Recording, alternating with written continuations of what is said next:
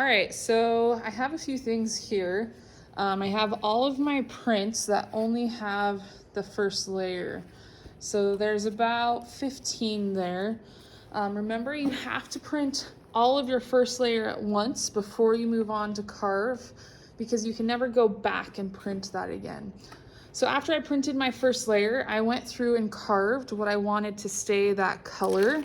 So if this is my original sketch, I carved out everything that I want to stay orange and yellow, and everything that remains is going to print my dark color, so my last layer. We call this the key line or the key block.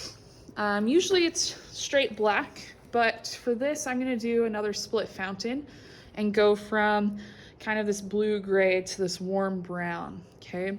So I'm gonna ink that up and then we'll take it over to the press and print it. All right, so my matrix is inked up. I'm ready to take one of my prints over and print again. I always print with starting my worst prints. So you can see this one has some smudges on there.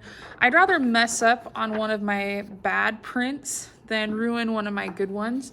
So I always arrange these from worst to best, and hopefully by the end you've fine-tuned it enough that your prints all turn out really good. So we're gonna head over to the press and line this up using our registration and print the second layer. All right, so here is my matrix. It's ready to go.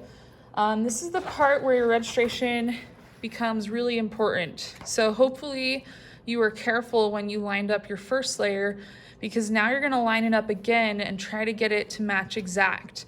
So again, I'm gonna start with this corner with the 4 marks. I'm holding this up so it doesn't drag ink across the surface. So I'm gonna line those up.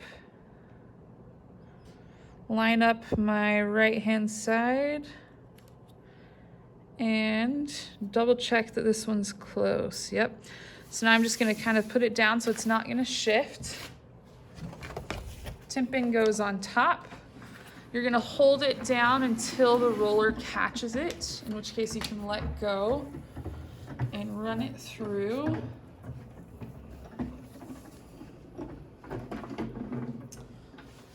Take the timpin off, and then let's see how well it lined up.